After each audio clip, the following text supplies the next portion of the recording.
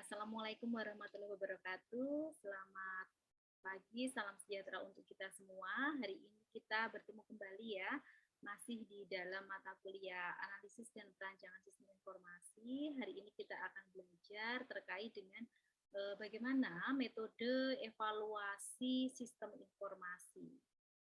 Dengan saya, Kori Puspitanisi. Ya, ada beberapa metode evaluasi dalam kegiatan evaluasi sistem informasi, tetapi dalam eh, pembelajaran hari ini ada 3 metode yang akan kita bahas. Yang pertama adalah terkait dengan teknologi acceptance model atau biasa kita sebut sebagai TAM. Kemudian yang kedua adalah tax teknologi fit atau biasa disebut dengan TTF. Yang ketiga adalah end user computing satisfaction. Kemudian yang keempat adalah HOTFIT atau human organization and technology. Kemudian yang kelima adalah metode Dillon and McLean, dan yang terakhir adalah metode Unified Theory of Acceptance on Use of the Technology atau biasa kita sebut sebagai UTAUT. Nah, sekarang kita masuk dulu ke metode yang pertama ya. Jadi seperti pembahasan materi sebelumnya, di video yang sebelumnya sudah Bu Kori sampaikan terkait dengan kenapa sistem informasi itu harus dilakukan suatu evaluasi, itu mahasiswa bisa menyimak lagi ya di video sebelumnya. Kita hari ini hanya fokus membahas saja terkait dengan teknik-teknik atau metodologinya. Nah, di dalam metode TAM ini merupakan suatu model yang dibangun untuk menganalisis dan memahami faktor-faktor yang mempengaruhi penerimaan terhadap penggunaan teknologi komputer. Jadi pada prinsipnya di sini itu kita mau mengevaluasi apakah sistem yang sudah kita kembangkan itu bisa diterima oleh user. Gitu. Tujuannya seperti itu. Jadi melihat terkait dengan penerimaannya. Nah, si model TAM ini sebenarnya merupakan suatu metode yang merupakan hasil pengembangan dari teori of reason action atau TRA.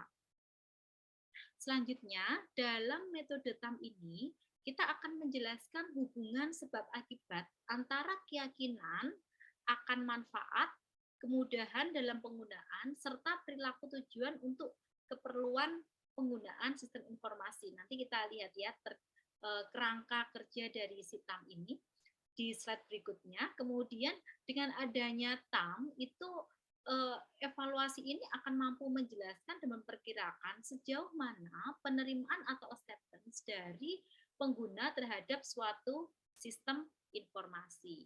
Nah, sekarang kita simak apa saja sebenarnya variabel yang berkaitan dengan TAM. Jadi, ini Bu Kori mengambil dari teorinya Davis ya, Davis tahun 1989. Jadi yang pertama adalah ketika kita mau melakukan evaluasi dengan metode TAM ini, maka variabel yang berpengaruh di sini adalah terkait dengan yang pertama adalah kemudahan. Ya, jadi kita lihat dulu nih dari kemudahannya. Jadi apakah memang sistem yang dikembangkan itu memang memberikan kemudahan bagi si pengguna? Ya, kalau memang sistem itu memberikan kemudahan bagi si pengguna, ya, maka dia akan kita anggap memberikan suatu nilai kebermanfaatan, ya, memberikan nilai kebermanfaatan. Dengan adanya kemudahan, dengan adanya kebermanfaatan yang dirasakan oleh si user, oleh pengguna, maka ini akan berpengaruh kepada intensitas, ya, intensitas dari si user itu untuk menggunakan sistem informasi ini. Jadi sistem itu kan merupakan suatu alat ya, alat. Jadi kalau memang nanti user atau SDM-nya ini tidak menggunakan sistem itu, dia tidak patuh dalam kegiatan input data, maka output-nya pun tidak akan berhasil dengan maksimal. Jadi fungsi dari sistem itu akan tercapai ketika memang ada peran serta dari user. Nah, si TAM ini dia akan melihat dari intensitas seorang itu menggunakan sistem informasi itu dipengaruhi oleh kemudahan dan kebermanfaatannya. Begitu. Jadi di dalam teori TAM ini ketika seseorang itu menerima keberadaan dari adanya sistem informasi, maka tentunya itu akan dipengaruhi juga oleh intensitas dari dia itu dalam menggunakan sistem informasi tersebut.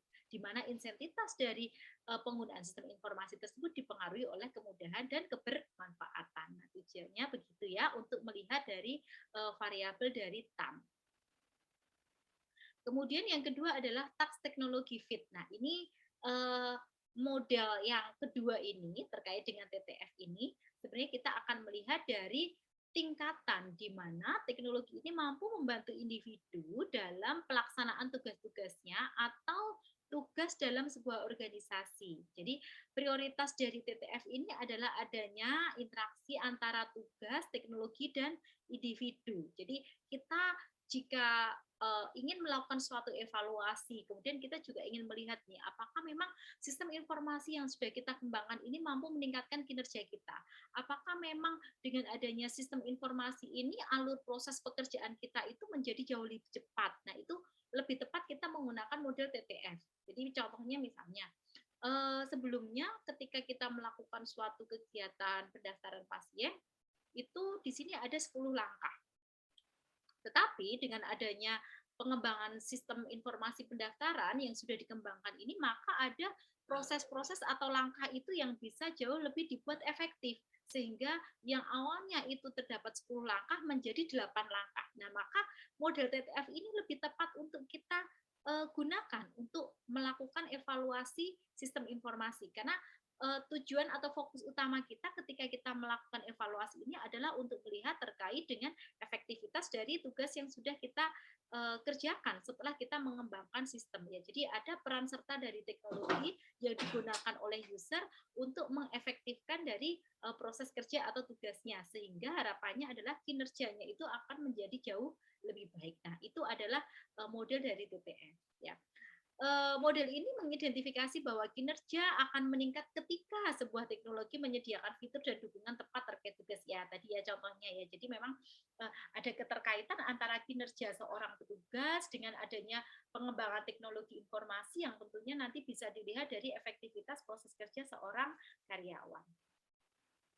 Kemudian apa variabel yang berkaitan ini dengan model dari TTF? Jadi dalam model TTF ini sebenarnya kita akan melihat terkait dengan karakteristik ya. Jadi karakteristik dari tugas ya, tugasnya itu apa, kemudian bagaimana karakteristik dari teknologi itu akan berpengaruh ya terkait dengan performance kerjanya ya dan terkait dengan kebermanfaatan ya, kebermanfaatan dari apa namanya kinerja seorang karyawan ya itu adalah model dari si TTF.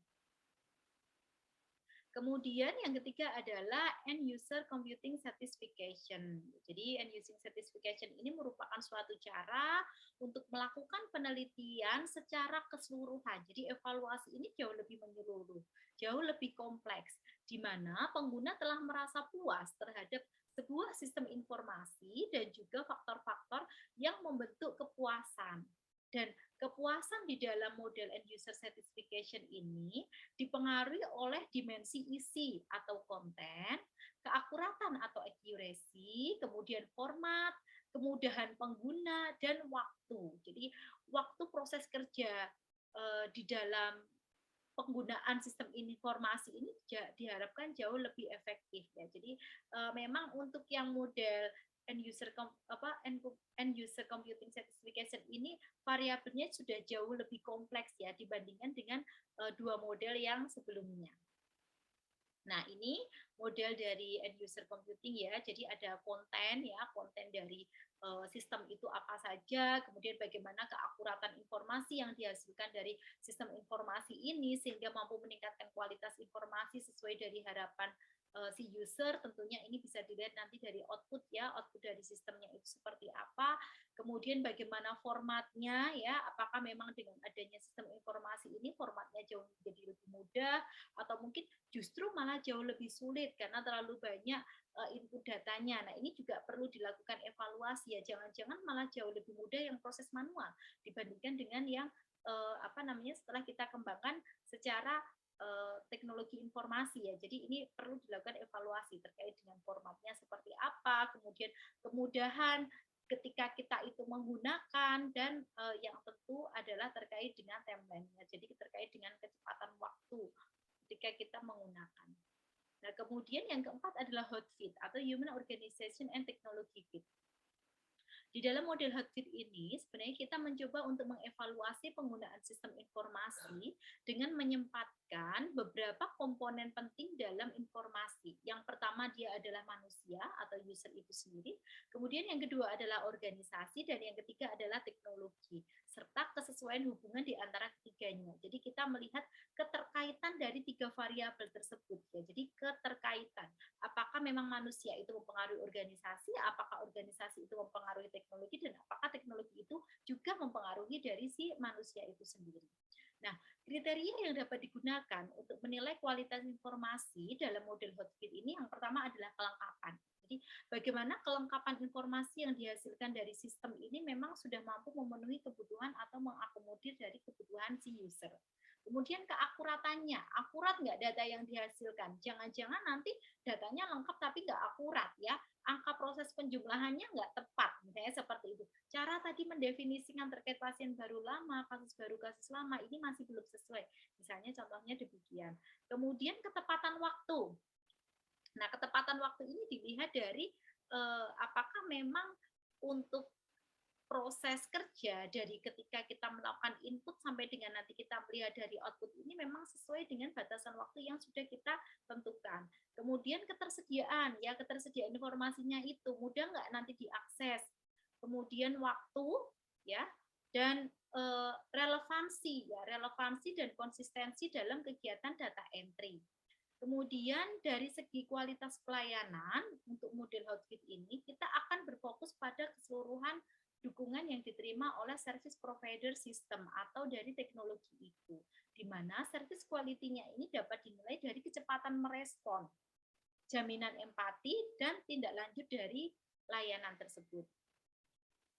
Nah, untuk model Hotfit ya tadi sudah kita bahas sebelumnya ya. Jadi memang ada keterkaitan dari ketiga variabel ini. Apakah memang human ini berkaitan atau saling mempengaruhi dengan teknologi, kemudian apakah teknologi ini juga mempengaruhi organisasi, begitu sebaliknya, dan apakah organisasi ini juga mempengaruhi oleh si user atau pengguna dari sistem informasi tersebut. Nah, kemudian apa saja sebenarnya variabel yang dihasilkan dari si Hotfit ini ya, variabel yang berpengaruh dalam si Hotfit ini. Jadi di dalam teknologi ini bisa kita lihat dari variabel kualitas sistem, kemudian kualitas dari informasi, dan kualitas pelayanan dari si sistem itu sendiri. Di mana memang teknologi ini, tadi kan dia akan berpengaruh dengan human atau manusianya atau si user ini. User ini nanti bisa kita lihat dari penggunaan sistem dan kemudahan ya, kemudahan dari si sistem tersebut ya, di mana memang dari penggunaan sistem dan kemudahan si user ini nanti tentunya juga perlu ada dukungan atau pengaruh dari organisasi. Jadi organisasi ini baik itu dari lingkup struktur organisasi yang ada di rumah sakit atau di fasilitas pelayanan tersebut, tetapi juga dipengaruhi oleh faktor environment, lingkungan. Ya, lingkungannya di sana seperti apa? Bagaimana budaya kerja di rumah sakit tersebut? Apakah memang orang-orang yang ada di sana ini memang sudah terbudaya menggunakan sistem informasi? Jangan-jangan memang orang-orang di sana masih gaptek ya, mereka masih jarang menggunakan aplikasi, atau mungkin justru komputer di sana aja masih jarang, sinyal internet aja nggak bagus. Nah, bagaimana kita mau mengembangkan suatu sistem yang baik, sehingga aspek environment ini perlu kita evaluasi ya di dalam model Hotfit tersebut. Nah, kalau kita sudah melihat tadi adanya keterkaitan, pengaruh mulai dari teknologi, kemudian dari human dan organisasi ini, maka kita akan melihat dari nilai manfaatnya, benefitnya itu nanti seperti apa. Jadi benefit dari penggunaan sistem informasi itu seperti apa, nilainya itu bagaimana gitu. Apakah memang dia menunjukkan suatu peningkatan, kualitas, atau ternyata ya sama saja gitu. Nah, kalau misalnya ternyata menunjukkan suatu peningkatan atau justru dia tidak menunjukkan suatu peningkatan, maka apa kesimpulan yang bisa kita tarik dengan model Hotfit? Artinya nanti di sini kita akan melihat variabel apa yang memang dia itu sangat berpengaruh di sini. Apakah variabel teknologi, apakah variabel dari manusianya, atau variabel dari organisasinya. Jadi itu nanti kesimpulan yang akan kita ambil dengan adanya metode Hotfit tersebut. Kemudian yang keempat adalah model Dillon-Maklin. Ya, di dalam model Dillon-Maklin ini adalah model yang digunakan untuk merefleksi ketergantungan dari 6 pengukuran kesuksesan sistem informasi. Ya, jadi ada 6 dimensi yang berkaitan dengan metode Dillon-Maklin ini. Yang pertama dia adalah kualitas sistem, kemudian yang kedua adalah kualitas informasi, penggunaan, kepuasan dari user itu sendiri, dampak individu, dan dampak organisasi. Nah, model ini tidak mengukur 6 dimensi pengukuran kesuksesan sistem tersebut secara independen, tetapi mengukurnya secara keseluruhan atau satu mempengaruhi yang lainnya. Jadi, hampir sama dengan model Hotri tadi ya, kita melihat hubungan saling mempengaruhinya. Jadi, di sini di metode Dillon-Maklin ini kita juga melihat apakah 6 dimensi ini saling mempengaruhi antara satu dengan yang lainnya. Nah, ini adalah kerangka dari si Dillon-Maklin ya.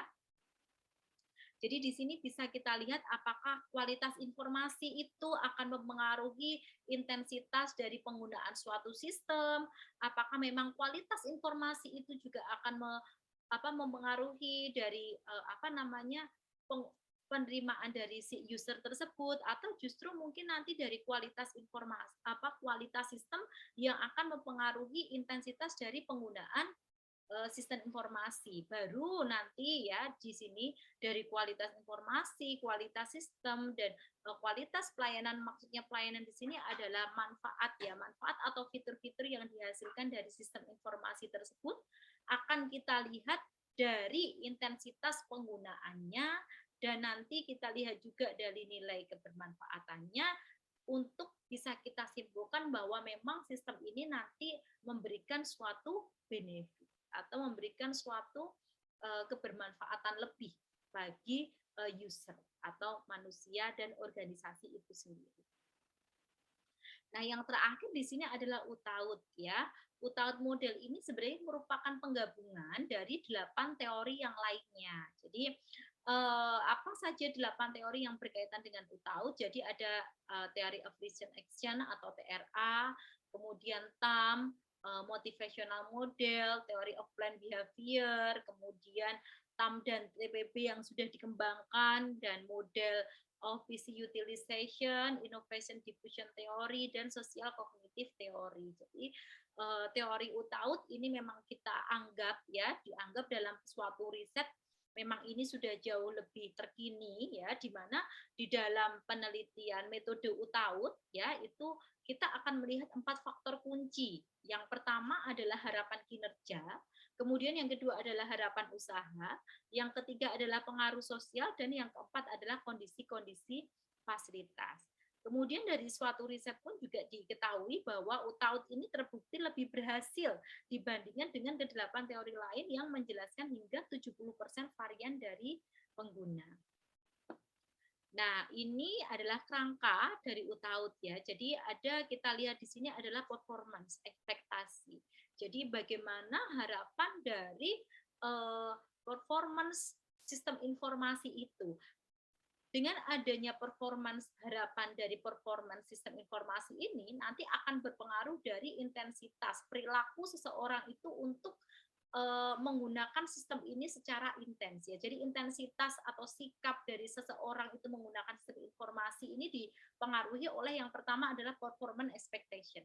Kemudian yang kedua adalah dari effort expectation, dan yang ketiga adalah dari social influence. Nah, ketiga variabel ini akan mempengaruhi tadi behavior intention. Jadi kalau memang seseorang itu ternyata memang dia sudah bersedia, dia mau menggunakan sistem informasi itu secara intens, ya tentunya ini akan mempengaruhi dari use behavior-nya. Dan di sini di dalam model UTAUT ini ternyata use behavior itu juga dipengaruhi oleh kondisi fasilitas di organisasi itu sendiri. Jadi tentunya kondisi fasilitas ini kita lihat secara menyeluruh ya, secara lebih komprehensif ya. Bagaimana infrastruktur jaringan dan dukungan-dukungan lain, sehingga memang sistem ini akan menjadi jauh nampak lebih menarik untuk digunakan. Dan tentunya di sini di dalam model UTAUT, karena dia merupakan suatu penggabungan dari banyak teori, dipengaruhi juga oleh yang namanya jenis kelamin, gender, kemudian usia, experience, dan kesediaan dalam seseorang itu menggunakan sistem informasi.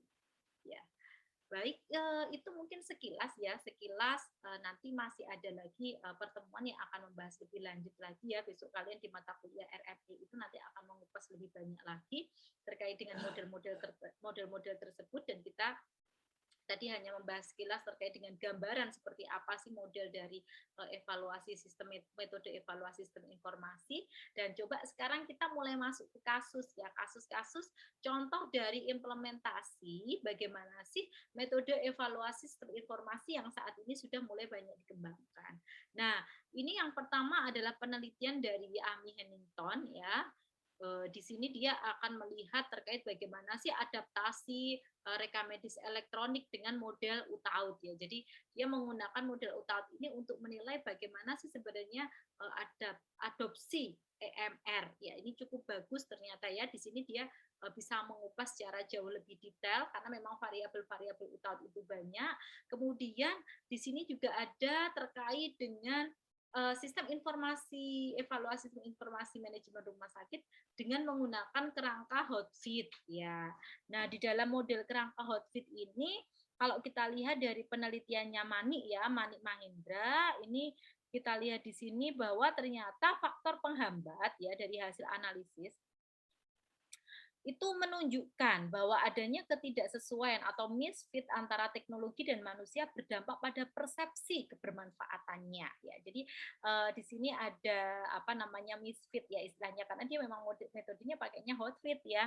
Dan faktor penghambat tersebut antara lain adalah SIM RS yang tidak sesuai dengan kebutuhan, persepsi bahwa menggunakan pencatatan manual itu lebih mudah dan cepat, persepsi bahwa penggunaan SIM RS itu menambah beban kerja dan output SIM RS dianggap belum relevan dengan kebutuhan user. Nah, ini salah satu riset ya. Jadi sekali lagi ini adalah riset yang telah dilakukan oleh Mani ya. Jadi bukan berarti bahwa teori ini sudah bisa dipegang bahwa oh ternyata nggak tepat nih, enggak ya. Jadi justru dengan adanya model evaluasi dengan kerangka hotfit ini ternyata kita bisa mempertajam ya, mempertajam bahwa adanya ketidaksesuaian atau apa namanya ketidakberhasilan dari suatu implementasi pengembangan sistem itu ternyata juga dipengaruhi oleh teknologi dan manusia.